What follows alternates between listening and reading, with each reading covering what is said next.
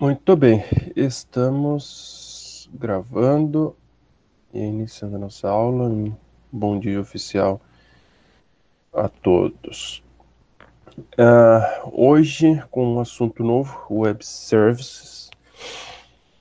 É um assunto que eu gostaria de ter visto antes, né? Mas eu estava na torcida que a gente conseguisse voltar no presencial, porque essa deveria ser uma matéria, um assunto que a gente deveria fazer bastante prática. Eu até tinha reservado 3 aulas, mas esse laboratório, né? Em casa não vai resolver muito, até por conta disso eu refiz todo o planejamento nosso de avaliações, e até mesmo desse trabalho eu iria exigir uma ferramenta específica, um framework específico em Java, mas eu sei que vocês não tiveram tanto contato, assim, não tem tanta intimidade com Java, então não vou amarrar o trabalho a essa ferramenta, eu vou deixar mais livre. Tudo por conta dessas nossas aulas remotas, né? Mas sobre o trabalho a gente vai falar depois. A gente praticamente entrou agora na reta final, só tem mais esse assunto e o último é segurança. Esse aqui, né, mesmo não tendo aula em laboratório, eu deixei 2 aulas, né, hoje a aula teórica, na semana que vem a aula prática e uma outra eu acho que para apresentação de trabalho, tirar dúvida, vou dar uma olhada. Mas, e aí só fica depois segurança, que é um assunto mais rápido, ali mais para fechar a disciplina realmente. Não sei se vocês têm conversado com os colegas, com os professores, tem uma perspectiva ainda de retorno agora em agosto para o Campus Videira, para avançar da tal fase 2. Não sei se vocês se informaram sobre como é que anda o comitê de crise, né, que trata da pandemia, né, a gente vai avançando de fases.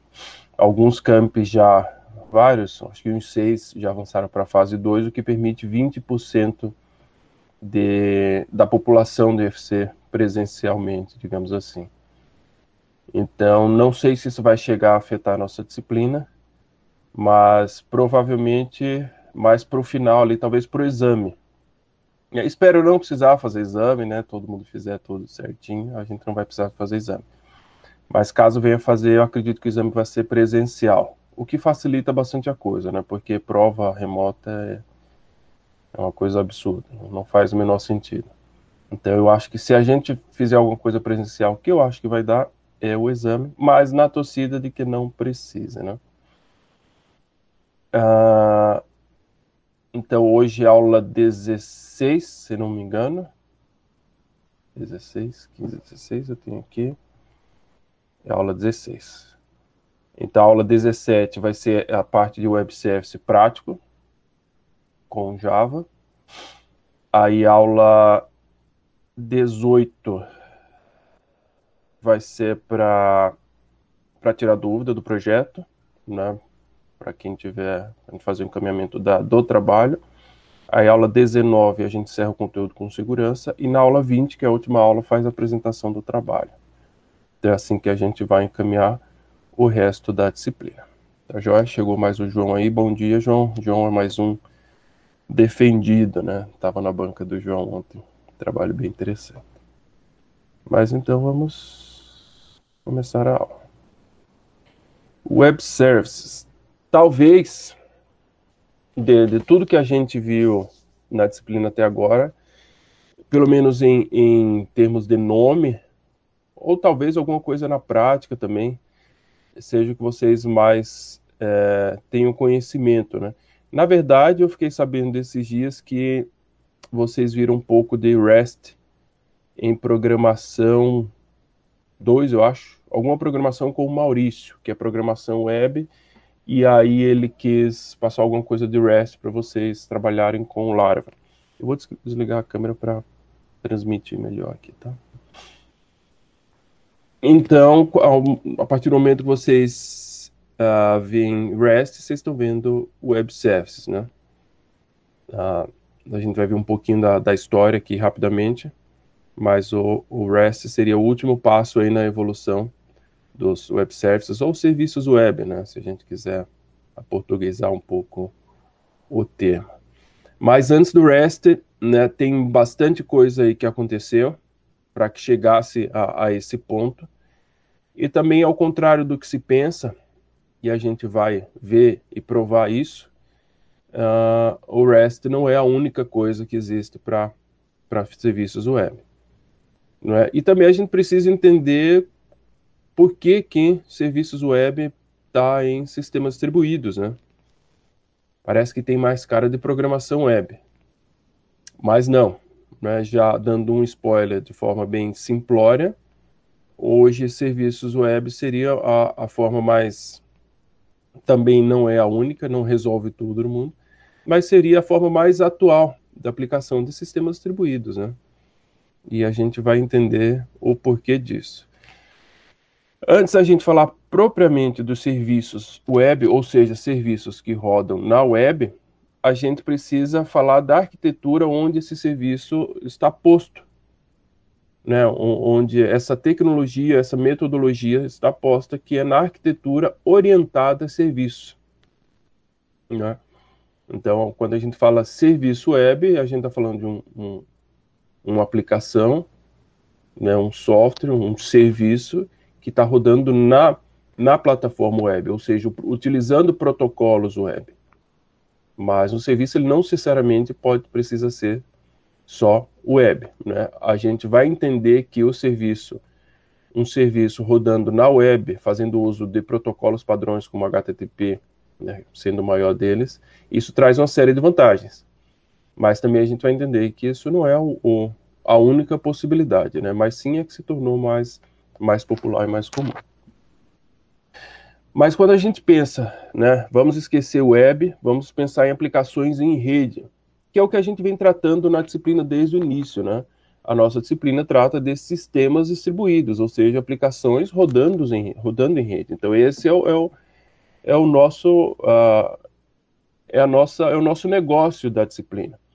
Claro que para chegar ao nível de aplicação, que é o que a gente está chegando agora, a gente teve que passar por todo um processo lá, desde da infraestrutura, base de sistemas distribuídos, passando as formas de comunicação, entendendo como é que são os processos. Por último ali a gente viu a questão de tolerância a falhas, viu a parte de sincronismo de relógio físico. Então a gente viu toda a base que está por trás das aplicações. Agora a gente chegou na última camada, que particularmente para mim é a mais divertida, né? A gente passou por uns assuntos ali meio tensos, outros mais interessantes, outros nem tanto, mas eu acho que serviço web é o mais legal de todos. Por isso que eu estava guardando com tanto carinho para a gente poder ver em sala de aula, em laboratório, e infelizmente não foi possível de novo, né? Que ano passado já não foi possível. Então a gente chegou na última camada, né? A gente chegou na aplicação. A gente está justificando o porquê de tanto trabalho, né, dessa camada para baixo é feita, para que as coisas funcionem funcione a contento. Né?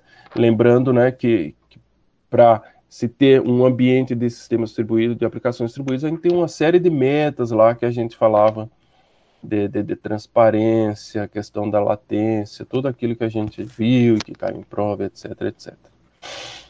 Então, assim, falando de aplicações, né? Aplicações em rede, ou seja, sistemas distribuídos. Se um sistema ele roda na rede e ele está em vários lugares, ele é distribuído.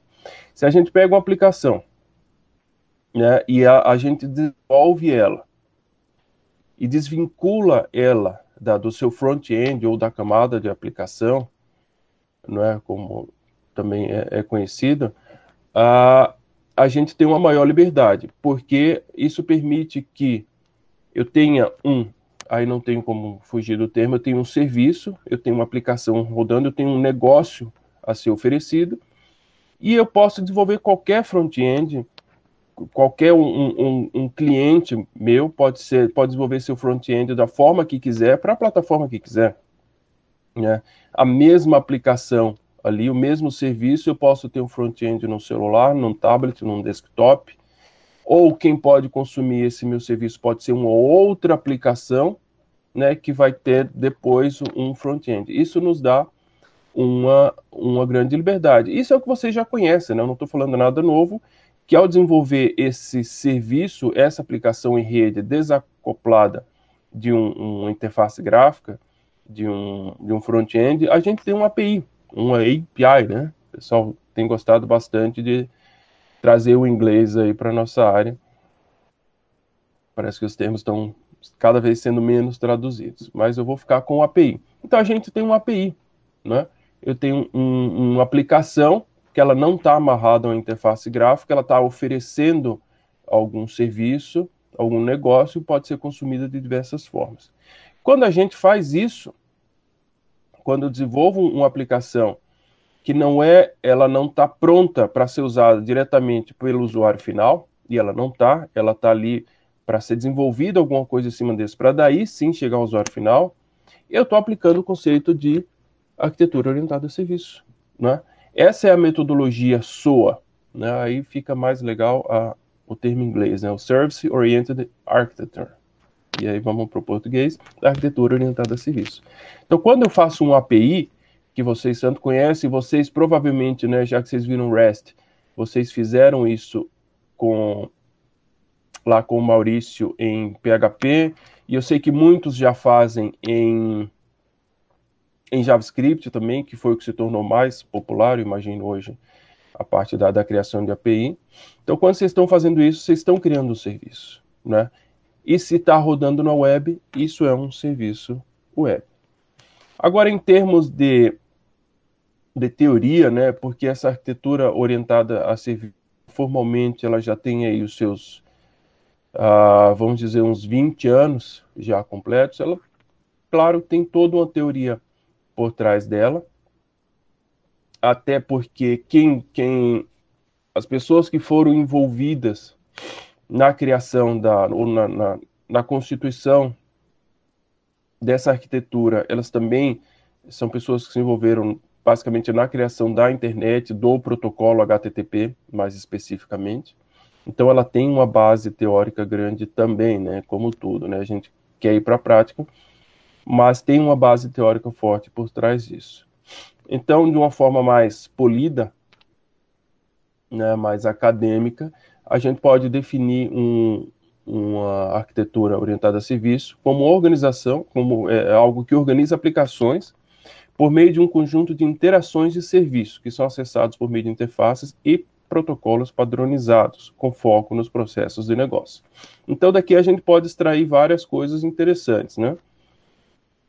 Primeiro, né, o óbvio, que é a interação entre serviços. Então, você tem vários serviços interagindo, ou seja, você tem uma aplicação aí distribuída por meio de interfaces e protocolos padronizados. Então, veja que não existe nenhuma amarração de que a interface, e aí eu não falo de interface gráfica, mas sim de uma linguagem em comum, né? Se vocês lembram, quando a gente estudou as primeiras formas de desenvolver aplicação distribuída, a gente fez com o quê? RPC, né? E aí a gente viu a implementação prática com RPC ON em C, e a gente viu RMI, né, em Java, dentre várias outras que existem, né? E nessas aí a gente tinha amarração total, né? Elas resolviam problemas, funcionam muito bem, são utilizadas, mas elas são amarradas, né? O RPC tem alguns modelos de interface, de linguagem comum para definição dos dados que vão ser transmitidos, mas é amarrado. Os protocolos também são próprios, né? Tanto do RPC quanto do RMI. O RMI ali, né, legal de fazer, funciona muito bem, mas sua conversa é Java com Java. Então aqui deixa claro que ele pode, que essa interação entre os serviços, elas vão ser entre interface e protocolos padronizados, mas não amarrado, né? Eu posso definir qualquer protocolo que seja padrão, que seja conhecido, e a gente vai ver que pode ser o HTTP, pode ser o SMTP, pode ser JMS. Então, tem uma infinidade aí, pode ser em cima do próprio TCP ou DP. Então, sendo um protocolo padronizado, a gente pode utilizar nessa comunicação. Da mesma forma, a interface, né? O RPC tinha uma linguagem própria para a gente definir essa interface, o RMI tinha uma linguagem própria para a gente definir essa interface. O SOA deixa isso aberto. A gente vai ver que o SOAP, que foi a primeira grande implementação, que se tornou popular e ainda está ativa, ela tinha uma amarração muito grande com o XML, que de certa forma deu poder, mas por outro lado também foi enfraquecendo ela devido à complexidade. Não digo nem complexidade, né, mas o fato de ser muito trabalhoso desenvolver com XML. Mas era um padrão que foi escolhido e era utilizado o XML, um padrão aberto. E o REST, né, que chegou por último, muito mais flexível nesse sentido. E por último, com foco nos processos de negócio. Então, o Web Service, ele tem esse grande diferencial de uma aplicação web tradicional, porque a aplicação web a gente desenvolve o negócio, não é, toda a arquitetura ali, base do negócio, com um banco de dados e seus objetos, etc., mas também desenvolve a interface, é todo o pacote completo. Então, a gente tem uma preocupação tanto com o negócio quanto com a interface. Na SOA, o nosso foco é único e exclusivamente no negócio. A gente desenvolve o negócio e disponibiliza. A forma como esse negócio vai ser apresentada e vai ser utilizada pelo usuário final, aí vai ficar a critério de um cliente, de um terceiro, desenvolver essa interface na plataforma que ele bem entender. E aí na SOA a gente consegue definir 3 papéis distintos, né? E com funções bem próprias, bem específicas. O primeiro papel, diretório para registro de serviços. Então, é o lugar, é o repositório onde os serviços vão ser publicados, onde eles vão ser buscados. É uma base de busca de serviços disponíveis. Isso lembra bastante o nosso RMI Registry lá do RMI, né? A gente tinha um lugar onde os objetos distribuídos eram publicados, né, e podiam ser consultados pelo cliente. Então, a lógica é exatamente a mesma. Segundo o provedor de serviço, né, que é o serviço propriamente dito, ele que publica a interface nesse diretório e ele que provê o serviço e atende às requisições do cliente. E o cliente, né, obviamente, que é quem faz a requisição dos serviços, quem busca por esses serviços.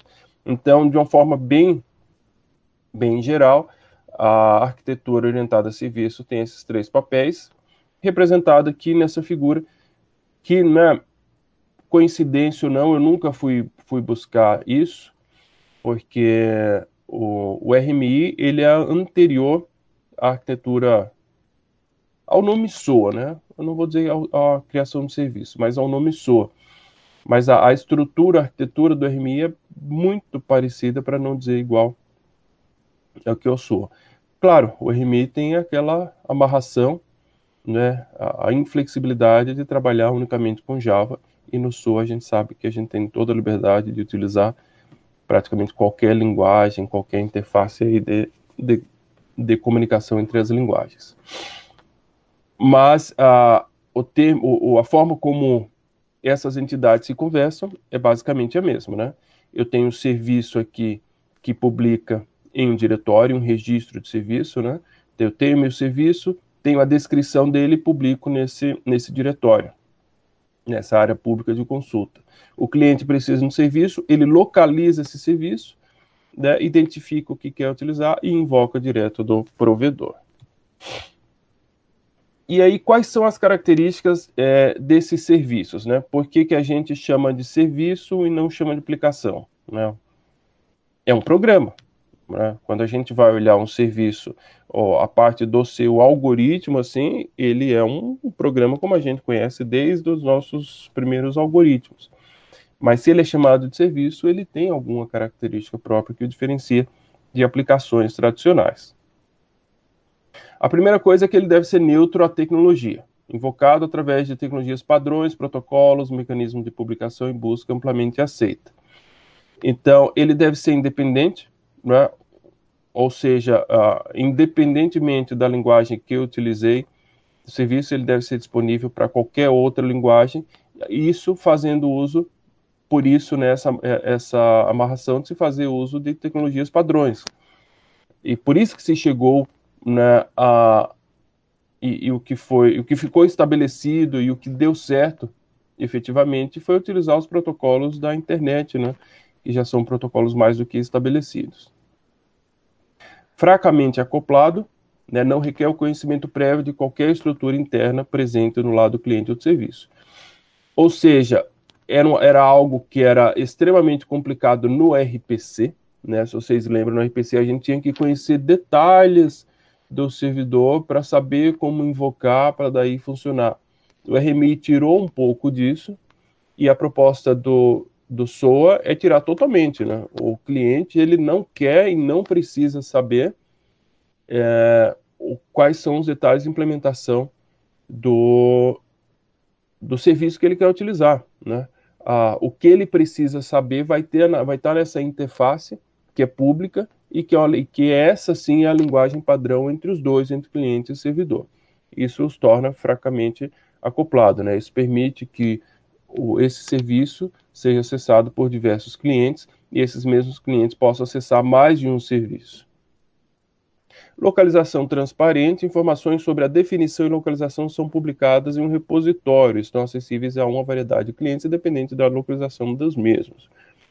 Então, o cliente não deve se preocupar onde está o serviço. Ele vai ter um diretório, né, que seria um outro serviço, mas não vamos confundir. Ele tem esse repositório onde ele pode buscar e ele vai dizer, ó, você quer tal serviço? Está aqui, independente se ele está localizado ali do lado ou não. Então, essas são as características que diferenciam um serviço de uma aplicação tradicional. Aí a gente chega em serviço web, né? Até então a gente está falando da arquitetura orientada a serviços, né?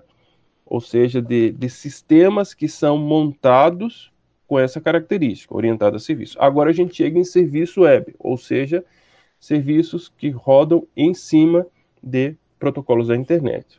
Então aqui eu tenho uma coleção de operações sobre recursos. Esse recurso pode ser qualquer coisa, um banco de dados, um objeto, programas, etc. Então a gente chama de operações, a gente não amarra simplesmente a um programa, que pode ser usado por clientes por meio da internet. Então a diferença ou a especificidade que se tem agora aqui é a utilização de protocolos da internet, né? Acessíveis por meio de protocolos padrão da internet, independente de linguagem, de plataforma, linguagem de programação. Então, a gente mantém a característica que é imprescindível para se ter um sistema orientado a serviço, mas amarra na questão de protocolos da internet. Por que isso? Porque a internet, os protocolos, além de serem estabelecidos e já funcionam muito bem e amplamente divulgados, eles trazem algumas facilidades, né? Se a gente pensar, por exemplo, né, fazendo analogia com o que a gente já estudou, no caso do RMI, por exemplo, se a gente precisa localizar e fazer uso de um objeto, né, existe todo uma URL própria, específica, que a gente tem que definir lá de RMI, que não é um padrão só do RMI, que a gente precisa conhecer para poder acessar aquele recurso. No Web Service, o recurso ele é identificado por um URL padrão, né? Uma URL HTTP. Então, da mesma forma que a gente a vida toda utilizou HTTP para acessar, né, sites e aplicações, a gente utiliza essa URL para identificar esses recursos. E algo que trouxe uma facilidade muito grande e que, mais uma vez, né, por várias vezes se torna problema com RPC e RMI, ainda mais, né, se a gente pensa em grande distribuição, são questões de segurança. Né? O HTTP ele roda por padrão na porta 80 ou na 443, que é o HTTPS, e que é quase uma regra que eles sejam portas liberadas e abertas em qualquer firewall, né? Ninguém vai bloquear a porta 80, a não ser uma exceção muito grande, mas geralmente está aberto. Por outro lado, né, nessas tecnologias mais próprias, né, novamente, vou citar sempre a RPC e a RMI, que é o que a gente estudou até agora. Se vocês lembrarem, a gente tem portas específicas. Mas a gente, na hora de criar a aplicação, né, no nosso computador, a gente vai liberar essa porta. Tá, mas imagine uma aplicação altamente distribuída, né, geograficamente dispersa por uma região ou por todo o planeta, pensando numa aplicação grande realmente, né, num grande sistema, como a gente gosta sempre de referenciar, pensar uns Netflix da vida, uns Spotify, né, inclusive quando a gente for ver o Spring, a parte de Java com REST, a gente vai ver que boa parte do Netflix é feito usando o Spring REST. Então, quando a gente está nessas tecnologias mais específicas, a garantia de que essas portas vão estar liberadas em todos esses servidores espalhados se torna muito mais complicado de gerenciar, né? E bastou um servidor bloquear o acesso ali, a gente já pode comprometer nossa aplicação. Então, a partir do momento que você migra essas aplicações para um ambiente web que utiliza HTTP, que tem essas portas liberadas, isso deixa de ser uma complicação. É engraçado porque isso parece ser tão simples e tão óbvio, tá? Mas por que não se fazia isso antes? Né? Vai entender, levou-se um tempo para poder chegar a um modelo bem mais simplificado, como é o de serviços web. São autodescritivos, abstraindo-se dos detalhes de implementação, né? Então, essas interfaces, né, que fazem com que o cliente e os serviços se comuniquem, elas são independentes da linguagem que são desenvolvidas e toda a descrição necessária deve constar nela. Cliente e provedor e o serviço só se preocupam com o formato e conteúdo das mensagens a serem trocadas. Então, unicamente aquilo é que interessa, e os detalhes de implementação, se uma foi feita em C e outra em Java, ou em PHP, ou em ASP, ou em JavaScript ou Python, para eles não vai interessar. E isso facilita bastante, né? Se vocês lembrarem também bem do início da disciplina, uma das grandes dificuldades de sistemas distribuídos é o quê? Heterogeneidade. Tanto da linguagem, da tecnologia, do sistema operacional, da arquitetura, e todos esses problemas, né, a gente indo para um ambiente de serviços web, para uma arquitetura sua, utilizando serviço web, tudo isso cai por terra. Né? A gente consegue ultrapassar todas essas barreiras. Esse slide é bem simples e meio óbvio, mas acreditem, a gente vê muito essa confusão, né? Então não custa a gente gastar 30 segundos aqui. A diferença de web server e web service, né? Ou seja, de servidor web e de serviço web. O servidor web é aquele grande serviço, né, que implementa o protocolo HTTP, que recebe as requisições de acesso aos recursos que esse servidor fornece. E o web service é o que a gente está estudando agora, né, que é esse serviço baseado nas operações. Então, só para não confundir, acredito que vocês não tenham essa dúvida, mas a gente encontra bastante por aí. Web server e web service. Acabou que ficou muito parecido, né? E aí, quando você traduz para o português, parece que fica mais próximo ainda. Eu falei traduzir em português, eu lembrei, quando eu estava no mestrado, foi justamente quando eu estava começando o web service sair da academia e chegar no mercado, né? Tanto quando eu fazia o mestrado, um amigo fazia doutorado e o trabalho dele foi sobre o web service, parte de segurança. E tinha pouquíssimo documento, né? A maioria artigo, coisa em inglês. E aí eu lembro que uma vez eu não peguei um artigo, não conseguia traduzir direito, peguei o trecho e joguei no Google Translate, que era horrível, né? Hoje o Google Translate, nossa, a tradução é quase perfeita. Pouca coisa você precisa fazer o ajuste. E na época, o Translator, isso a gente está falando de 17 anos atrás, 18, 17, O Google Translate não conhecia o termo web service. Você colocava web server, ele traduzia servidor web. Você colocava web service, ele traduzia como correia fotorreceptora. Eu não sei de onde ele tirava isso, era um bug gigantesco, porque as palavras soltas não tem nada a ver com isso, mas ele traduzia como correia fotorreceptora. Eu lembro quando eu vi isso, não, eu tô ficando maluco, passei isso, não, testa aí no teu computador, deve ter alguma coisa aqui no meu, e uns amigos testaram, e de fato traduzia como correia fotorreceptora. Só um fato curioso aí que ainda me perturba. Hoje, obviamente, não ocorre mais, né? Rapidamente também um slide só para a gente fazer um paralelo aí entre serviços web e objetos distribuídos, né?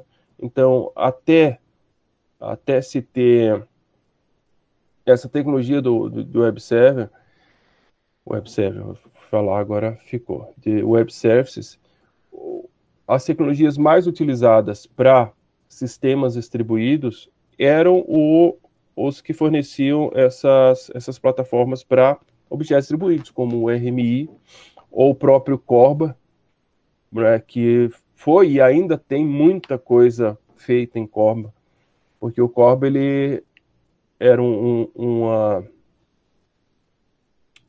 era um padrão, né, que era implementado por várias linguagens, né? O RMI você tinha uma amarração Java, o Corba não, você tinha em Java, você tinha em C++, então o Corba era bastante utilizado. Então frequentemente a gente acha esse comparativo para a gente entender um pouco da diferença e perceber, claro, que no meu entendimento isso é bem claro, que os serviços web, os web services, eles evoluíram dos objetos distribuídos, né? Então, tem um artigo aqui de 2003, lá bem da época que a coisa estava surgindo, que a gente estava começando a estudar isso. Vogels, os serviços web são um tipo de tecnologia de sistemas distribuídos, e a única relação possível com os objetos distribuídos é que o serviço web vem sendo algumas vezes utilizadas em áreas onde as aplicações de objetos distribuídos falharam no passado. Então, é o que se tinha na época dos objetos distribuídos, mas possuíam essas várias limitações.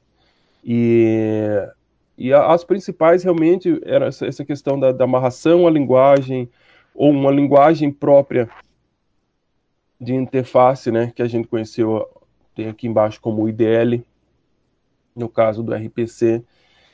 E eu acho que o que mais, na prática, assim, o que mais trazia dificuldade eram essas questões de segurança, né? De ser um protocolo próprio, de utilizar uma porta específica e se esbarrar bastante em barreiras de segurança como o firewall. A tecnologia de sistemas distribuídos web possui algumas características em comum, né? A linguagem para a descrição das interfaces, IDL, se vocês lembrarem, do RPC a gente tinha uma linguagem própria, né, que a gente criava um arquivinho, e aí com o programa ele gerava todos os arquivos ali em C, então era um IDL própria dele, assim como tem o web service, e mecanismos semelhantes para registro e localização de objetos ou serviços, que no caso era o RMI que fornecia o RM Register, né, que a gente podia iniciar tanto pela linguagem ou pela linha de comando, publicava o objeto lá e o cliente ia lá em busca dessa referência do objeto. Então tem, né, apesar dessa evolução ter distinguido bastante os dois, né, e ter deixado objetos distribuídos para trás, porque hoje realmente se você procura novos sistemas desenvolvidos utilizando tecnologia de objeto distribuído, realmente, eu acho que é bem raro, né? Não acompanho tanto, não estou no mercado, mas eu acho que é algo que ficou de lado e restam aí os sistemas legados. Então o web service realmente colocou aí os objetos distribuídos de escanteio. Mas as semelhanças existem e eu acredito realmente que ao se criar o web service, né, foi sugado bastante aí de algumas ideias que os objetos distribuídos trouxeram. Mas agora chegando saindo dessa apresentação histórica e teórica, vamos partir para algo mais prático e conhecer arquiteturas, metodologias e implementações de arquiteturas de serviços web, né, baseado na arquitetura orientada a serviço. Hoje, o que se tem no mercado, né, de mais novo ou de tão novo, mas que se tornou estabelecido, né, a gente tem o SOAP, né, que seria a primeira grande implementação, mas que já não é uma criança, né, não é mais nenhum bebê, porque está no mercado aí, como eu falei, nessa época que eu estava no mestrado, o SOAP já estava surgindo, então, pelo menos aí uns 18 anos, mas acho que ele é bem no início dos anos 2000 que começou a realmente ser desenvolvido. E a gente tem o REST, né, que, na verdade, o REST ele veio junto com uma reformulação, uma atualização do HTTP, né? Então, as cabeças pensantes ali da base da web, né, ao repensar algumas coisas, trouxeram junto aí um modelo de desenvolvimento para aplicações na web, né, para aplicações distribuídas. O SOAP possui diversas especificações para segurança e orquestração. Eu deixei para o último slide um comparativo, né? Só para a gente entender se o REST ele substitui o SOAP, né? Se o SOAP fez a sua função, legal, obrigado SOAP, mas você não nos interessa mais, né? Ou se existe ainda um espaço para os dois, né? Porque o fato é, o REST ele é muito mais simples de ser trabalhado. Como eu falei, eu trabalhei um tanto com SOAP, bem no começo ali, até 2008, 2009. De lá, né, de cá para lá evoluiu bastante, aí eu já não acompanhei. E o REST é algo mais novo que eu também nunca trabalhei no mercado, né? Estudei e pratiquei em casa. Mas, né, para quem pôde vivenciar os dois, o REST é de uma simplicidade assim quase cômica em relação ao SOAP, né? Justamente por essa ideia de utilizar tudo que já estava disponível, né? E não precisar, não é querer, né? Não precisar criar bastante coisa como foi feito no SOAP. E aí fica a pergunta, né? Então REST chegando e deixou o SOAP de lado. Eu vou deixar essa resposta para o final. Mas será que o SOAP, ele de fato era a única, né, tecnologia disponível ali no início dos web services? Não. Né, a gente tinha outras implementações, tinha uma implementação feita exclusivamente em cima de RPC, era o XML e RPC, o RPC XML, XML e RPC. Foi bastante utilizado também, mas o SOAP ganhou mais espaço. O SOAP, né, funciona muito bem, e ainda funciona, e aí a gente vai ver que tem coisa sendo feita, coisa grande, coisa séria, mas eu acho que um fator que contribuiu bastante para que o SOAP ganhasse evidência, claro, era uma coisa nova e bastante interessante, principalmente quem trabalhava com aplicações distribuídas, né? Mas algo que deu muita força ao SOAP foi o próprio XML, né? O SOAP ele é escrito todo em cima do XML, e o XML vinha surgindo e crescendo naquela época, trazendo algo bastante novo ali, né? Como uma linguagem de comunicação entre sistemas distintos. Então, os dois eu acho que uniram força ali para ganhar destaque. O foco principal, o foco inicial do SOAP é possibilitar o uso de RPC sobre HTTP. Porém, o uso do serviço web não se restringe somente a isso. Então, né, a gente tinha no passado, como a gente viu na própria disciplina, o RPC rodando em cima de socket, né, de uma forma muito crua, fazendo uma amarração muito grande na questão da definição dos dados, né, se preocupando se é varchar, se é inteiro, se é float. Então, uma grande dificuldade ali para poder trocar dados entre aplicações. E o SOAP pegou essa ideia do RPC, só que fez em cima do HTTP. O uso do SOAP sobre o HTTP se tornou comum nas implementações de serviço web devido às facilidades providas, como a gente já viu, né? Já um protocolo padrão estabelecido, uma forma muito clara e muito simples de você identificar um recurso, né? Então a gente tinha essa dificuldade e aí tinha que publicar o recurso num serviço próprio, e o HTTP trouxe essa facilidade, além daquelas de segurança que a gente já citou também. O estabelecimento do SOAP como principal protocolo de serviço web também combinou com o crescimento e fortalecimento do XML, né? Então, isso que eu acabei de falar, o XML surgiu junto, né? O SOAP ali viu todos os benefícios e o poder do XML. Professor, XML já era, o negócio é JSON. REST usa JSON. O REST pode usar XML também. Não, mas JSON é mais simples. O JSON é bem mais simples, mais fácil de utilizar. Só que o JSON não tem tudo que o XML ainda tem, né? A gente vai chegar nesse ponto também. Então, por isso, né, já estou dando meio que spoiler, a gente não pode dizer SOAP, sai para lá. Porque tem coisas, para grandes aplicações, tem coisas ainda que REST com JSON não consegue fazer o que SOAP com XML faz. Então, essas duas tecnologias uniram força aí para garantir o seu espaço na história, né, e no mercado. Embora seja geralmente definido como protocolo de transporte, SOAP opera em um conjunto de protocolos de transporte existentes.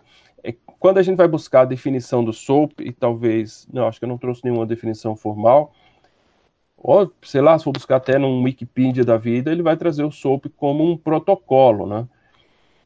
Na verdade, ele é um protocolo que ele opera em cima de um conjunto de protocolos, né? Ele é um protocolo definido em XML, mas ele tem como base protocolos padrões. É que aí, muitas vezes, fica esse entendimento que protocolos, o SOAP e o HTTP, né, são inseparáveis, e não é esse o caso, né?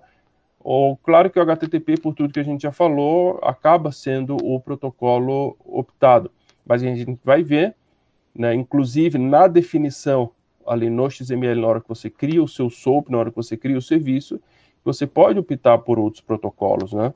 Então, qualquer um desses protocolos padrões da internet, né, eu cito só dois, HTTP e SMTP, mas JMS e tantos outros, pode ser utilizado pelo SOAP, mas, obviamente, o HTTP é o escolhido na maioria das vezes. Arquitetura orientada de serviço, abordagem com SOAP. Então, quais são os principais elementos, né, do SOAP? E aí a gente já busca uma relação direta com os principais elementos da arquitetura SOA. Se a gente lembrar daquela figurinha apresentada anteriormente. A primeira descrição da interface do serviço, utilizando a linguagem padrão. E aí o SOAP criou a sua linguagem padrão, baseada em XML. Então a gente tem o WSDL, que é o Web Service Description Language, né? Da mesma ideia do IDL lá, que a gente tinha, só que agora ela foi criada a partir de uma linguagem padrão, né? A partir do XML, né? O que lhe permite grandes poderes, né? E uma grande flexibilidade. Você tem liberdade de fazer praticamente tudo ali em termos da descrição do teu serviço. Mas, né, como eu falei, o que traz isso como um ponto muito, muito positivo, né, por dar esse poder e essa flexibilidade, também se tornou um ponto negativo ao longo do tempo, o pessoal gosta de usar o termo de verbosidade, né, que é também muito comum em relação ao Java, né? O pessoal que não é fã do Java falar isso, o que é verdade, né? Para pouca coisa, às vezes, você precisa escrever um monte. E no caso do WSL também, a gente vai perceber isso quando a gente comparar ali com o JSON. Então, para você descrever um serviço, você precisa escrever bastante, né? Para você descrever um serviço, você precisa escrever bastante. Mas, mais uma vez, é uma linguagem extremamente poderosa. A disponibilização dessa interface, né, desse documento XML, desse WSDL, né, que é a descrição do teu serviço, é a publicação do teu serviço num serviço de diretório, né? Então, se a gente voltar lá na figura rapidamente, né, a gente tem o serviço, aqui, a descrição do serviço, no caso, no SOAP entra o WSDL, e a gente tem o diretório de serviço, que no caso do SOAP, a gente tem o UDDI, Universal Description, Discovery and Integration. Então, é esse serviço onde esse local, né, onde o teu serviço é publicado e é onde ele é consultado pelo cliente. E a troca de mensagens XML entre cliente e serviço. Então, a linguagem universal, né, ou a linguagem padrão de comunicação entre os diversos recursos, entre serviços e cliente, a linguagem padrão entre eles se torna o XML, né? Você ganha a liberdade de desenvolver o teu cliente na linguagem que você quiser, teu serviço na linguagem que você quiser, mas para conversarem entre si fica o XML. Então aqui a gente tem, né, digamos, aquela figura transcrita para o mundo SOAP, a figura do SOA, da arquitetura orientada a serviço, para o protocolo SOAP. Eu tenho meu serviço web, eu publico meu WSDL no meu DDI, no meu diretório, no meu repositório. O meu cliente, a qualquer momento e a qualquer lugar, pode consultar, buscar pelo serviço através de diversos parâmetros, isso que é interessante.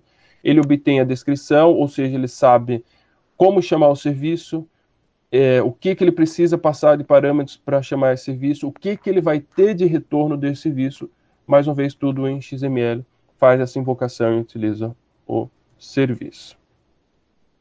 E aí a gente, né, antes de a gente entrar efetivamente no WSDL para conhecer um pouco ele, a gente precisa retomar, isso aqui eu falei também rapidamente quando a gente viu o RPC, que é a questão da representação de dados, né, que é sempre uma dificuldade. Né? De novo, se a gente volta quase que eu acho que para a primeira aula, né, uma das grandes dificuldades dos sistemas distribuídos, né, além da questão de rede, de latência, rede cai, que não cai, segurança e tolerância à falha, nessa parte mais bruta, é a questão dos sistemas heterogêneos, né? Como é que a gente vai fazer linguagens de programação diferentes, que o inteiro é 16 bits, outro é 18 bits, um vetor é desse jeito, outro string é do outro, em sistemas operacionais diferentes, arquiteturas diferentes, como é que a gente faz essas linguagens se conversarem, né? E garantir que elas se entendam através de uma representação padrão. E para isso, ao longo da história, foram desenvolvidos vários padrões, né? Uns deram mais certo, outros nem tanto. Isso a gente já viu, né? Agora a gente só está estendendo isso para chegar no nosso novo mundo. Representação externa de dados, acordo para representar dados primitivos e estruturas em um formato padrão. Então a gente falou sobre o XDR, né? A gente falou sobre o IDL, aqui no caso o Gorba, mas a gente utilizou o IDL no RPC, né? Se vocês lembraram, era um arquivo parecido com um ponto .h do C, onde a partir dele a gente tirava todo o resto. A gente viu na parte do Java RMI, né, que aí no Java ele utilizava o próprio Java para fazer essa definição através de uma interface Java mesmo, né, o que simplificava bastante a definição, mas se tornava muito amarrado à tecnologia e à linguagem. Tem o Google Protocol Buffers, eu particularmente nunca usei, mas o mundo Google usa bastante. Né? Então, isso aqui são representações que a gente chama de binárias, porque elas são compiladas, né? Elas são gerados arquivos binários dessa interface. E, no entanto, a partir da tecnologia do SOA, a gente tem a possibilidade de fazer essa representação de forma textual, né? Em arquivos facilmente lidos e interpretados, né, pelo humano, digamos assim. Começando com o XML, né, que é altamente conhecido, mas que tem essa característica da verbosidade. Mas, assim, né, por outro lado, né, se para o humano o XML ele se torna mais verboso, para a máquina ele é mais fácil de interpretar, mas também, por outro lado, ele se torna um pouco mais pesado, né, porque qualquer arquivo ele fica um pouco grande. Eu lembro também dessa época aí, quando a coisa surgiu, tinha um professor que se empolgou lá, do mestrado, doutorado do pessoal, se empolgou muito com XML, e realmente era novidade, era algo diferente, né? A gente pensar em... Chegou alguma mensagem, deu um sinalzinho. Eu não caí, né? Vocês estão aí... Deu um sinal sonoro aí, pra você que tivesse caído. Dá para ouvir bem. Tá, Joia, obrigado. Então, a empolgação foi tão grande que os caras estavam querendo usar XML em chão de fábrica, né? Fazer a parte de automação do sistema utilizando XML. E aí, em chão de fábrica, você transmite bytes, né? Você transmite um byte dizendo liga a máquina, outro byte desliga a máquina, outro byte vire para cá, outro byte vire para cá. E o XML, qualquer coisinha ali já dá 2K, né? Então, era muito da empolgação, não é? Era interessante, era legal, tudo, mas tem que ter um certo cuidado por essa questão. No entanto, ele traz, essas duas linguagens traz essa possibilidade de uma representação textual dos dados, né? Algo não voltado para uma linguagem de programação, algo não tão baixo nível, digamos assim, né? Então, primeiro o XML e depois o JSON, que eu acredito que seja bem mais comum a vocês. XML. Minha definição vocês conhecem, né? Extensible Markup Language. Permite ser estendido, o usuário pode criar suas próprias marcações. Então, é como você pudesse... Como não, né? Você pode criar sua própria linguagem, né, a partir de marcações, assim como foi criado o HTML. Né? Então, aqui eu tenho um documento XML onde eu represento uma pessoa, né, que lembrando, se fosse fazer numa linguagem das primeiras ali, né, para sistemas distribuídos com RPC, o RMI, etc., né, eu tinha que ir para uma linguagem muito próxima do C, muito dura, ou tinha que fazer isso especificamente no Java. Aqui eu faço com texto, praticamente uma redação, um texto corrido, né? Criei a tag pessoa, a pessoa ela tem o quê? Um nome, sobrenome, uma idade, tem telefone.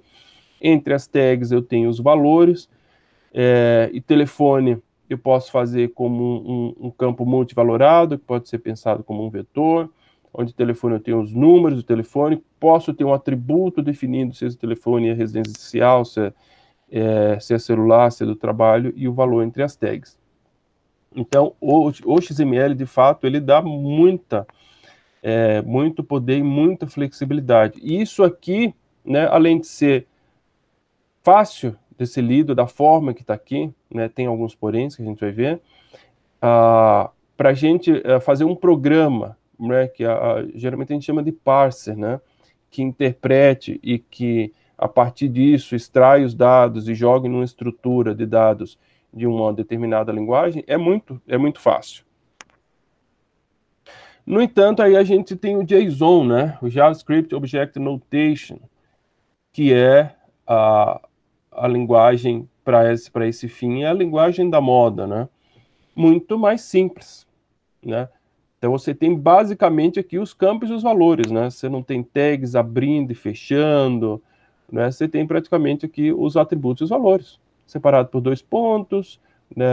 O par chave valor, e cada par desse separada por vírgula, e aí eu tenho a possibilidade de criar campos multivalorados da mesma forma que vetores, né? Com um colchete dentro as chaves com seus valores. Então, é uma linguagem muito simples, né? Muito crua, muito fácil de trabalhar, né? Mas também a gente vai perceber que tem suas limitações. Algo que eu já posso adiantar e vou acabar repetindo no final é que o XML, por exemplo, ele tem uma biblioteca que é o XML Schema, né? Para falar tudo em inglês seria o XML Schema, que é uma biblioteca que ela faz a validação da sintaxe, né, para ver se está tudo ok. O JSON não tem isso. Tem um projeto, estão construindo, mas o negócio ainda está meia boca, digamos assim. Então, é algo que, para uma aplicação pequena, eu olho que está correto, beleza, né? Mas a gente não pode pensar em aplicações pequenas. Ninguém estuda ou se empenha para aprender algo para fazer coisa pequena. É para sistemas grandes, né? Também já vou dar spoiler, né? Hoje, por exemplo, a nota fiscal eletrônica brasileira, a NFE, aquela nota que a gente recebe por e-mail, toda vez que faz uma compra, tudo ali, que é lei, que é uma obrigação, ela é feita em SOAP, ela é especificada 100% em SOAP, né, utilizando XML. A especificação, até ontem eu fui buscar para dar uma atualizada como é que estava, a especificação dela, o documento que especifica a nota fiscal eletrônica tem quase 200 páginas. Então, é um troço extremamente complexo. Tem JSON dentro, né? Tem JSON dentro do XML, XML dentro do JSON. É um negócio gigantesco. Mas e por que, então, adotaram SOAP, né? E XML, se REST e JSON estão dominando? Porque tem coisas ainda que o JSON, né, e o REST não fazem. Toda a parte de segurança, que eu até citei aqui anteriormente, cadê? Não li, mas tem aqui, ó. WS Policy, WS Security, WS Trust, que são implementações web services do SOAP para a parte de segurança. Então, o REST JSON tem muito pouco disso. Então, nesse sentido, claro, o SOAP tem pelo menos 10 anos aí à frente do REST de evolução, né? Então, tem, de fato, mais opções nesse sentido. E cadê aqui? Tá. Então, por isso, sim, o SOAP ainda é adotado. Mas quando a gente vai para aplicações mais simples, coisas mais objetivas, aí a gente chega no JSON e olha, não, isso aqui é bem mais simples, eu vou no JSON. Formato bem aceito em aplicações web, principalmente pelo fato dos navegadores possuírem interpretadores JavaScript, né? Então, a coisa já vem ali embutida. E eu acho que também tem muito disso, né? Como eu falei, o SOAP e o XML surgiram junto, uniram força. Agora o JSON tem o JavaScript, né, que só cresce. Então, é muito também a questão de momento. A sintaxe JSON, né? Falar rapidamente aqui, que eu acredito que vocês conhecem também, é simples. E eu acabei já citando algumas coisas. Objeto é um conjunto não ordenado de chave e valor, né? Por que não ordenado? Porque aqui tem uma sequência de um campo tá dentro do outro, então tem um formato um pouco mais rígido. E já o JSON, não. Os pares são encapsulados por chaves, né, que abre e fecha, então cada bloco, grande bloco utilizado abre e fecha chave, os dois pontos utilizados para separar chave e valor, a vírgula para separar esses pares, e a possibilidade de criar um vetor, né, uma espécie de vetor, que seria essa coleção aí, no caso, ordenada de valores, também separados por vírgula. Então, é uma sintaxe extremamente simples. Um vetor, o valor pode ser um string, um número, um booleano, né, true ou false, nulo, objeto, ou um outro próprio vetor. As strings são delimitadas por aspa. Números são representados obrigatoriamente na forma decimal, seguindo aí o padrão do C, do C++ e do Java. Então, tem pouquíssima restrição e muita liberdade para se criar o JSON. Então, aqui uma comparação rápida do WSTL com o JSON. Agora, chegando, né, retomando para o SOAP e chegando ao WSTL. Como eu falei, ele é uma linguagem de descrição própria do SOAP, criada em cima do XML, e bastante poderosa e extensível, né? Você consegue fazer muita coisa.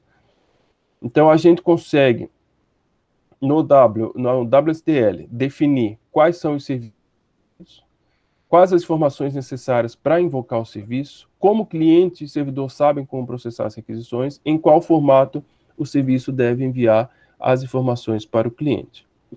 Então, no WSL, a gente consegue definir tudo isso. As operações disponíveis, os tipos de dados, protocolos utilizados, localização do serviço.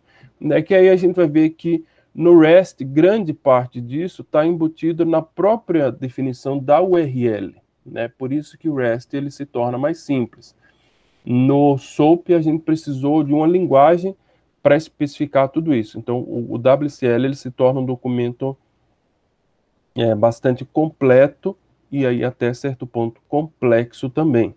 Né? Então, O documento WSTL a gente pode separar ele em três grandes elementos, três grandes partes. Primeiro, a definição dos tipos, né, que é a parte dos types, onde a gente especifica a estrutura e o conteúdo da mensagem. O Message e Operation, onde a gente define as operações, de fato, que poderão ser executadas, e a associação de serviços, que são os ports, onde a gente faz o mapeamento com o protocolo de rede a ser utilizado, né? Lembrando que o SOAP, a gente não necessariamente precisa utilizar o HTTP, a gente pode utilizar outros protocolos, então a gente define nessa parte do documento. Então, deixa eu só acelerar um pouquinho aqui, porque a gente tem pouco mais de 20 minutos. Então, vamos pegar, né, o bom e velho Java, claro, né, um serviço simples, né, uma calculadora. Então, a calculadora tem dois métodos aqui de soma, recebe dois números, retorna dois inteiros, retorna um inteiro, subtração, recebe dois inteiros, retorna um inteiro, né? Nada demais. O que seria o WSDL, né? Aí a parte que assusta, né? Aqui a parte inicial, que não está todo o WSDL, tá? Então, aqui eu tenho a definição, essa primeira parte do documento, que é a definição dos tipos de dados. Então, de novo, né? Verboso demais, mas poderoso demais também. Então, aqui eu tenho... Primeiro, eu defino o meu namespace, né? Ou seja, defino aqui minha aplicação, como ela vai ser acessada. Aí, na próxima tag WSDL, eu defino a minha subtração request, ou seja, os valores que eu preciso para fazer a requisição do método, né, do serviço subtração. E aí são dois inteiros que a gente chama de I1 e 2, né? Dois inteiros, você vê que o WSDL já tem os próprios tipos dele. Esse XSD define os tipos, tem um inteiro, tem o real, o float, tem a string. Então, justamente para padronizar esses tipos. Depois eu tenho o tipo, tem a definição do meu soma request, ou seja, o que valores eu preciso para fazer uma requisição, ou seja, o pedido ao método soma, e depois eu tenho as respostas, né? Então, requisição da subtração e da soma eu passo dois valores, e a resposta da subtração e da soma eu tenho o retorno de um valor, que também é um inteiro, né? Então, vejo que aqui eu defino apenas como esses dois métodos, quais são os valores e os tipos que os dois métodos trabalham na sua requisição e na sua resposta. Aí, depois disso, eu tenho a definição da operação. Veja que a gente, apesar de ter os nomes aqui, a gente não falou da operação, falou só dos tipos. Aqui, sim, eu tenho a definição das operações. Então, eu tenho a definição da soma, né, onde ela recebe dois parâmetros, né, o I1 e o I2, onde eu tenho o input, né, a minha entrada é o soma request, ou seja, esse tipo aqui que pede esses dois valores, né, e o meu output, ou seja, a minha saída, a minha resposta, é esse tipo soma response, que é esse valor. Né, e a mesma coisa para a subtração, também recebe os dois valores, eu tenho subtração request, eu tenho a minha entrada, que é o subtração request com os dois tipos, e a minha saída, o meu retorno, que é o subtração response com o tipo aqui, subtração response, que é um retorno. Então, aqui eu tenho a definição do meu port type calculadora, né, que é essa segunda parte do documento WSDL. E, por fim, eu tenho a minha definição final, que é o port, WSDL port, que é essa terceira parte do documento, que é onde você define o protocolo, né, da forma como isso vai ser invocado. Então, eu faço uma amarração aqui da calculadora, que foi definida aqui em cima, e o endereço SOAP dele, o que é? HTTP, né? Poderia ser outro SMTP, poderia ser JMS, poderia ser todos esses protocolos. Mas é o HTTP, né? Essa é a URI, né? Ou seja, a URI é a composição da URL, mais a localização, mais o recurso. E aqui eu defino como eu acesso a minha aplicação. E eu encerro meu WSDL. Então, mais uma vez, é um documento interessante, né, porque ele realmente te permite fazer qualquer coisa, mas veja que só para definição né, do serviço, eu gastei algumas linhas aqui. Claro, a gente tem ferramentas que geram isso, né, isso evoluiu muito, mas aí, às vezes, o que a ferramenta gera, depois para você ler e manter, é meio bagunçado, muita sujeira. Então, é esse tipo de coisa que foi enfraquecendo um pouco aí o SOAP. Mas, como eu já dei spoiler, não tirou ele do mercado. Então, isso aqui é o WSDL. E aí, o SOAP, né, como é que ele é composto? Aqui é a definição só da publicação do serviço, né? Falta o serviço efetivamente. O SOAP ele é constituído de 3 partes. O envelope, que é o todo, né, do documento SOAP. O header, que é uma parte opcional, onde a gente acrescenta mais as questões de segurança, de coordenação, roteamento, esse tipo de coisa, mas é opcional. E o body, sim, que é o miolo do nosso serviço, do nosso SOAP, que é onde fica o RPC. Então, aqui está o XML do SOAP, né? Estou acelerando um pouquinho mais para a gente conseguir ver tudo, mas qualquer dúvida, por favor, me interrompam, né? Como sempre, vocês estão bem quietinhos aí. Mas o SOAP ele é mais simples, tá? Porque realmente o documento que nos consome mais trabalho é a definição do serviço, né? A descrição do serviço, que é o WSDL, né? A partir desse grande serviço que a gente criou, que é a calculadora consome e subtração. E aí, o SOAP é a publicação efetiva do serviço. Então, eu tenho o envelope, né, que é a minha tag maior, é o que engloba tudo. SOAP env. Aqui algumas coisas, questões de cabeçalho, né, que é tudo padrão. E aí aqui eu tenho a tag body. Nesse exemplo eu não tenho um header, né, como eu falei, ele é opcional. Para o primeiro exemplo a gente fica com algo mais simples.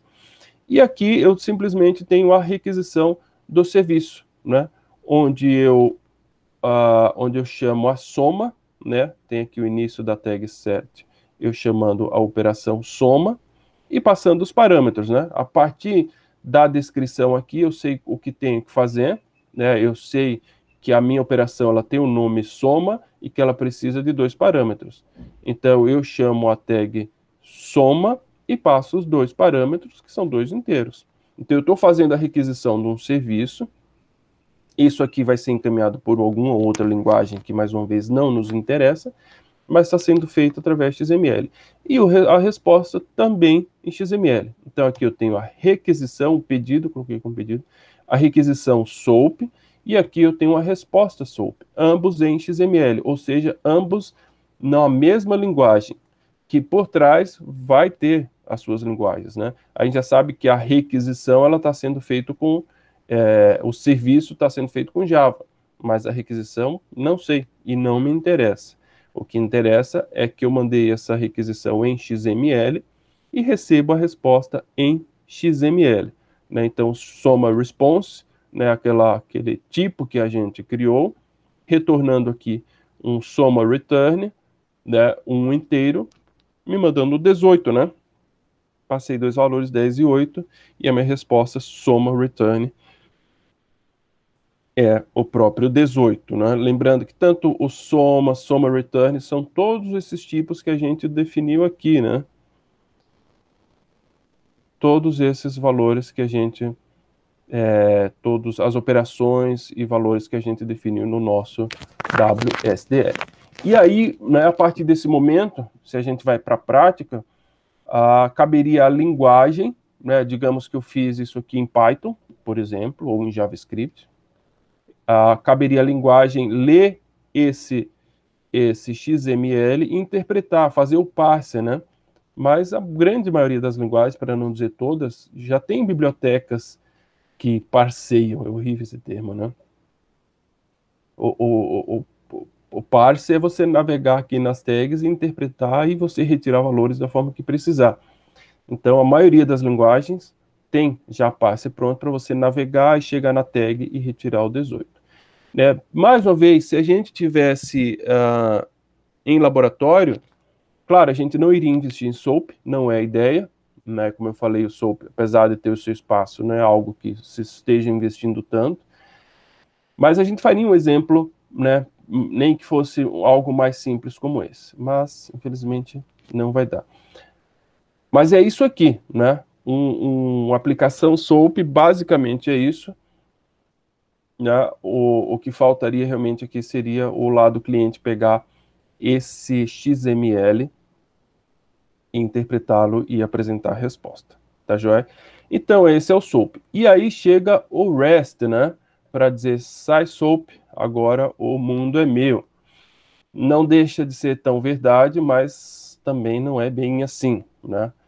Como eu falei já, dei spoilers, deixando claro que SOAP tem sim o seu espaço. Mas o REST realmente chegou com algumas vantagens aí que fica difícil competir. Pessoal, o REST, pelo jeito vocês já conhecem, tá? E como a gente também tem aí pouco mais de 10 minutos, eu vou acelerar um pouquinho, mas se eu passar por alguma coisa que vocês não entendam ou não viram, né, me pede para dar uma segurada, tá joia? Então, REST, modelo de arquitetura para serviços web. O REST, por mais simples que seja, e de fato a sua utilização é muito simples, ele tem também um embasamento teórico, um negócio legal por trás. Não é à toa, e como eu já citei, e tem no próximo slide, eu acho, quem esteve envolvido nesse são os cabeças aí que praticamente criaram a web, né?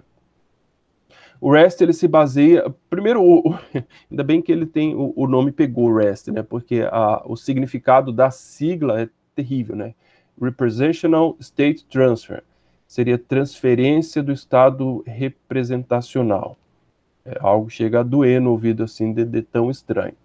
Mas por quê? Obviamente tem um significado, ninguém ficou pensando em criar um nome difícil.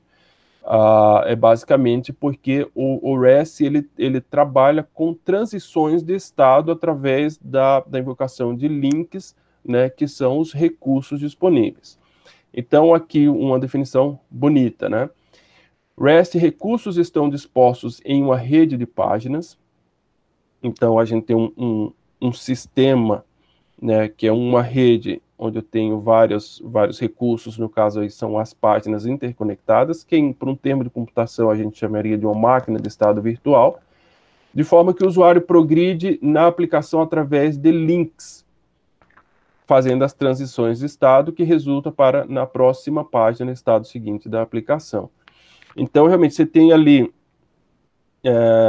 você tem os vários recursos, né, onde você transiciona ali de um recurso para outro através da invocação desses links fazendo a transição do estado. Tem uma analogia que é muito utilizada, que é bastante simples, mas que explica, né, basicamente como é que funciona isso. Eu tenho aqui a minha máquina de estado virtual, né, onde eu tenho o recurso que é uma porta, né? E como é que a porta funciona? Eu tenho dois estados, né? Dela aberta e ela fechada.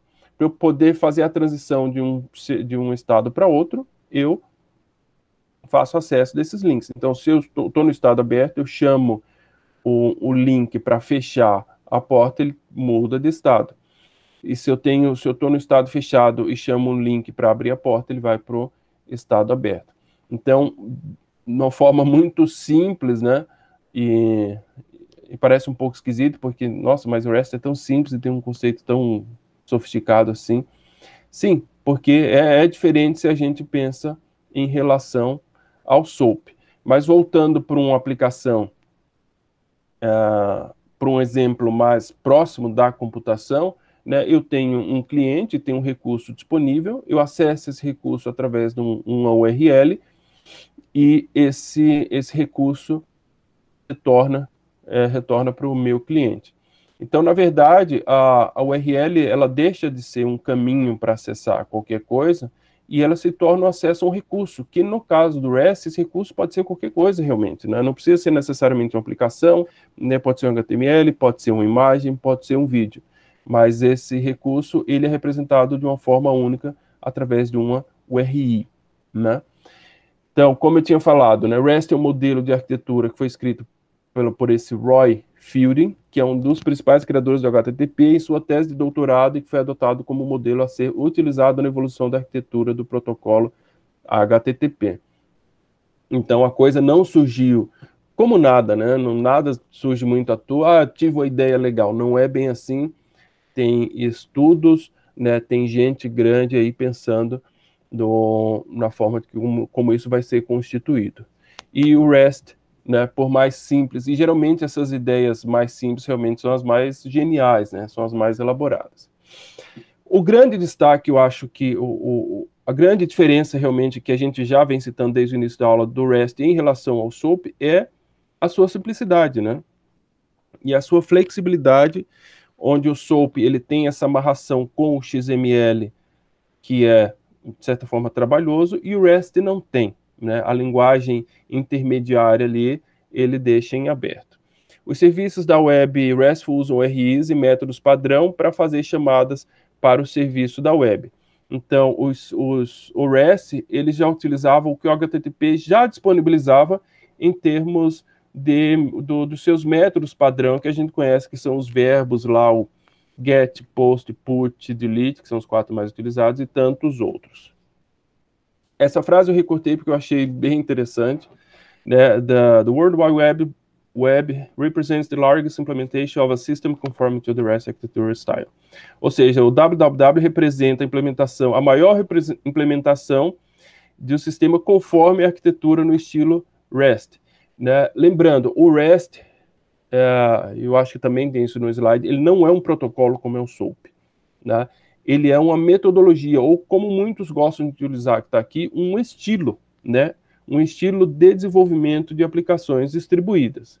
E aí ele cita aqui nessa frase, e acabei esquecendo de colocar o autor, me perdoe, ele cita como a web, a própria web, como a maior implementação de um sistema no estilo REST, né? Ou seja, realmente está em cima do HTTP e eu tenho diversos recursos que podem ser acessados de forma diferente de acordo com o seu método. Então aqui eu tenho fundamentos do REST. A gente viu os fundamentos do SOAP, né, na sua linguagem de descrição, da forma como o serviço é disponibilizado num serviço de diretório que no REST não tem e como o cliente acessa. Aqui eu tenho um negócio um pouco diferente, né? O meu recurso, ele é identificado por uma URI, né? Lembrando a diferença de URI e URL, né? O URL é só a localização, né? No site de Videira, nossa, com 2 HTTP. No site aqui de Videira IFC do BR, isso é o URL. A URI, eu tenho o URL, mais o meu protocolo e mais o recurso que eu quero acessar. Então, o correto nesse caso realmente é o URI, tá? Então, todo recurso é identificado por URI. Daí eu tenho aqui um HTML e eu tenho aqui uma localização, uma pasta que também é definido como recurso. As ações em cima desse recurso são utilizadas a partir das interfaces uniformes que o próprio HTTP nos fornece, né? O SOAP tinha uma liberdade de trabalhar com qualquer protocolo. Por quê? Porque o SOAP, ele utiliza o protocolo simplesmente como uma camada de transporte. Então, tanto faz se é HTTP, SMTP, TCP ou DP.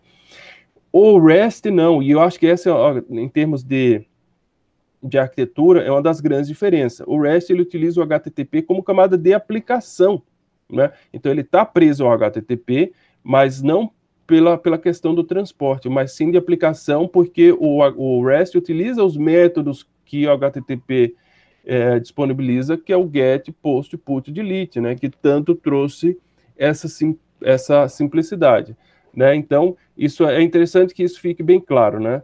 No SOAP, o HTTP é apenas uma camada de transporte, por isso que ela pode ser utilizado outros protocolos, e no REST, além do transporte, ele utiliza o que o HTTP fornece em nível de aplicação, né? Lembrando nas nossas camadas ali do OSI ou da arquitetura de redes.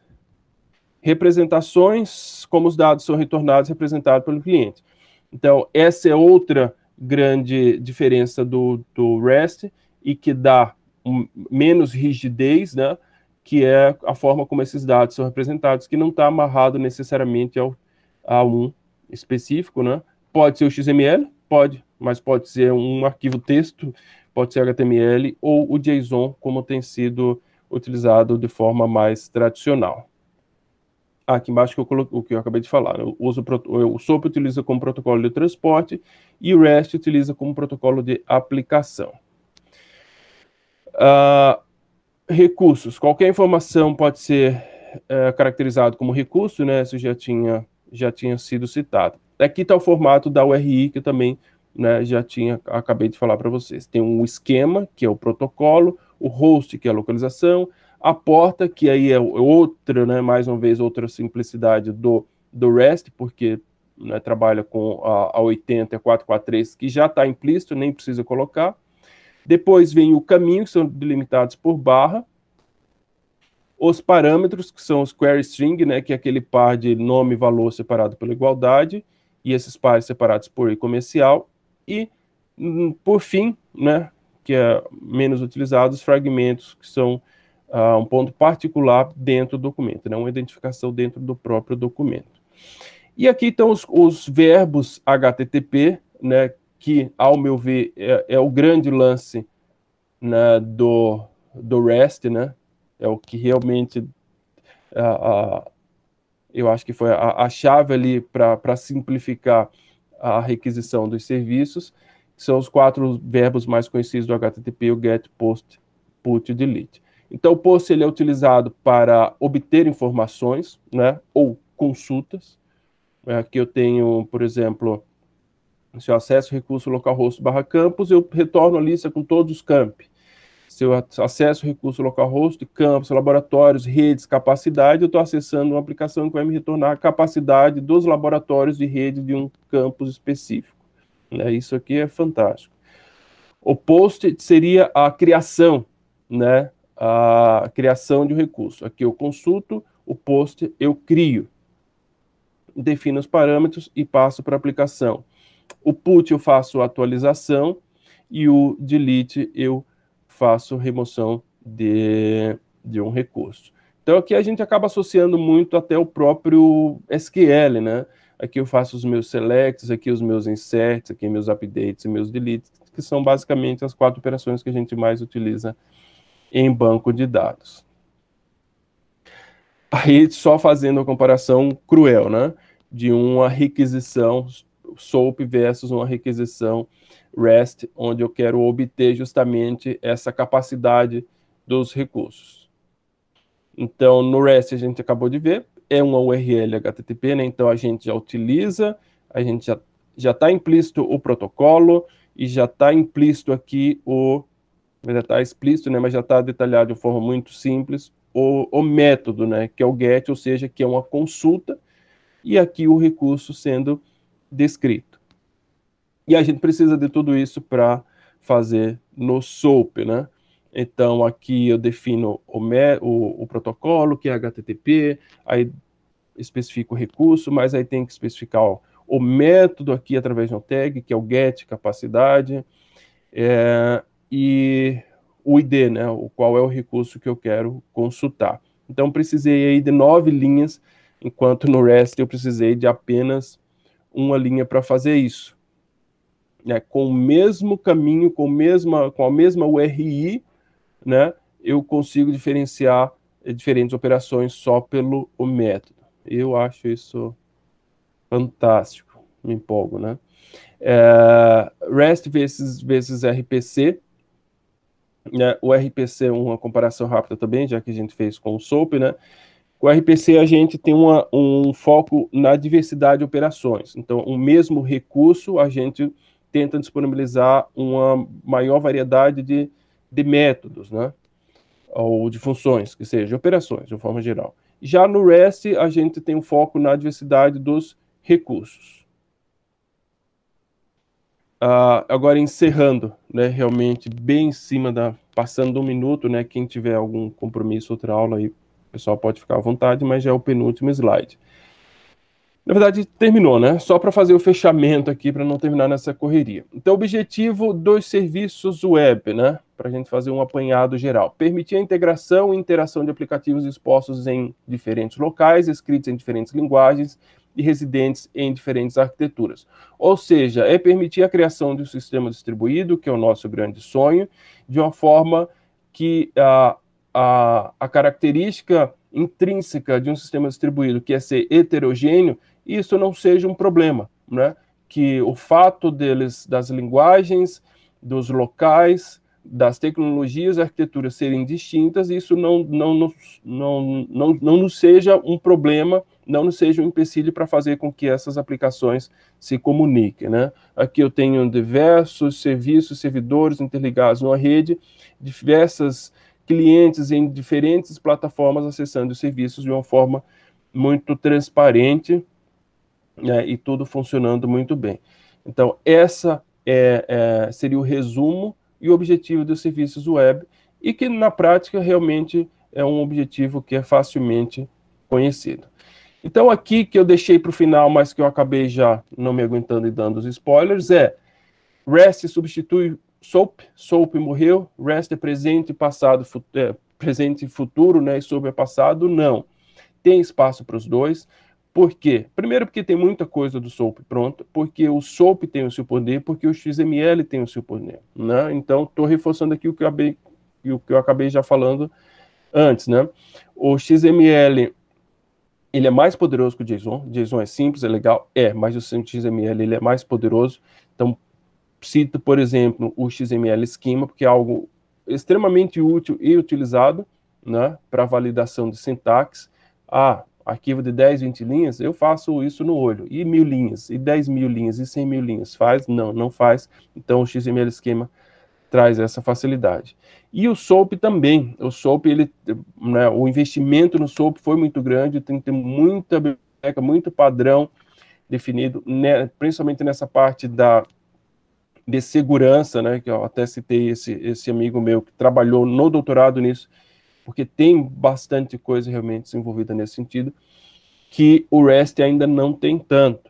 E é por isso, né, não é à toa que o exemplo que eu citei da nota fiscal eletrônica brasileira, ela foi feita em SOAP, porque imagina nota fiscal, né? Uma das grandes fontes aí de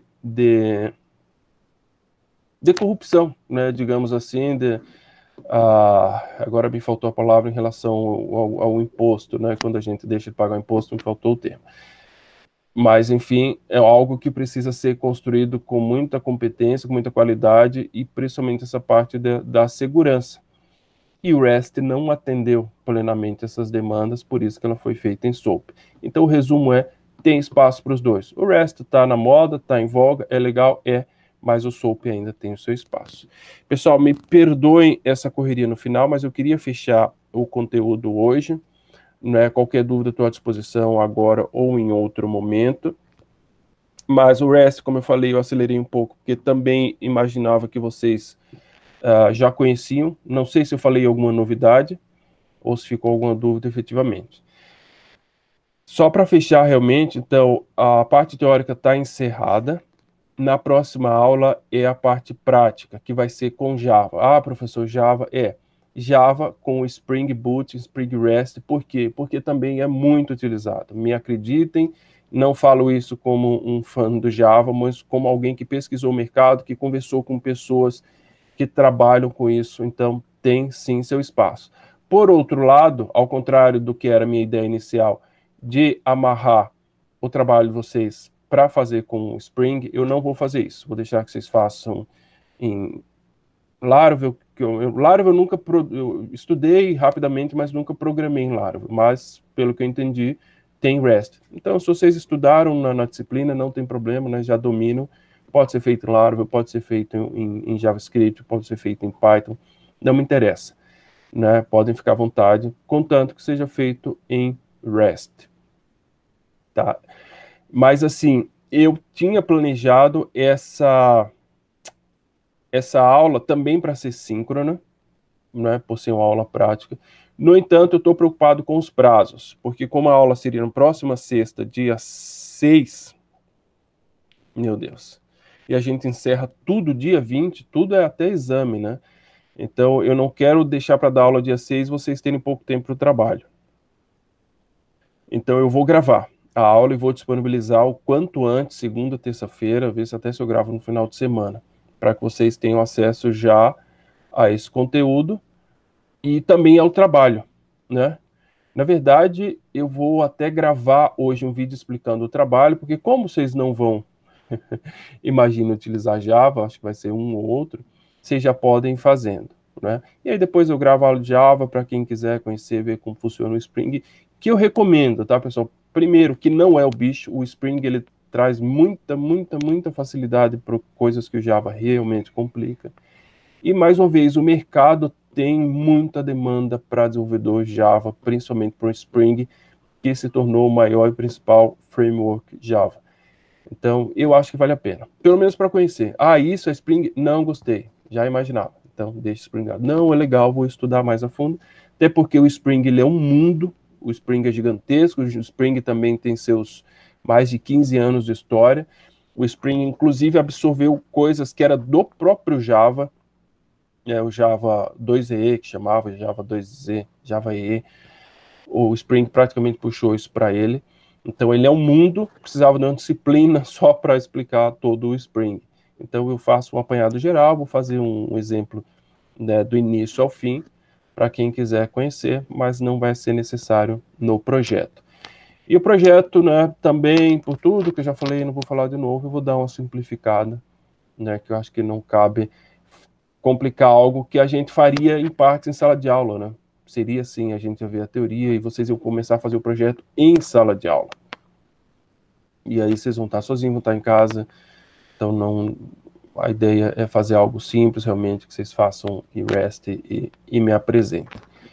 Então, em resumo, a próxima aula não vai ser síncrona, né? Posso até, e vou ficar disponível se alguém quiser tirar dúvida, né, na próxima sexta, em relação ao trabalho, tudo, vou mandar essa mensagem para vocês, vou estar online, mas a aula vai ser assíncrona e vai ser antecipada, né? Tanto a aula de Spring, para quem quiser utilizar no projeto, mas principalmente a explicação do trabalho, que eu vou tentar fazer hoje ainda exclusivo. Quanto falar, né? Pessoal, se vocês não têm nenhuma dúvida, fiz nem chamada, mas eu sei quem veio. Vou dar um print para garantir, para eu fazer a chamadinha. Se bem que não, né, a frequência vai ser pelo próprio projeto, né? Então, quem vai passar na disciplina vai fazer o projeto, então vai ganhar a presença. Então, se torna um detalhe. Tá joia? Então, quem não tiver nenhuma dúvida, nós encerramos por aqui. Agradeço a presença, a paciência de ouvir 1h30 alguém falando. E eu sei, e todos os professores sabem como é difícil ficar, e a gente tem nossas reuniões, a gente tem nossas capacitações, ficar 1h30 ouvindo alguém falar e a gente se distrai, é difícil manter o foco. A gente tenta fazer da melhor forma possível, mas a gente sabe que não é fácil. Tá joia, gente? Obrigado, um bom final de semana, se aqueça, o dia tá bonito, mas tá gelado. Tá joia? E conversamos. Professor. Tchau, gente. Tchau, Arthur. Tchau, João. Bom final de semana, bom descanso. Tchau, Salomão. Tchau, João. Tinha mais alguém? Não, acho que era nós mesmo. Um grande abraço. Tchau, tchau. Tchau, até.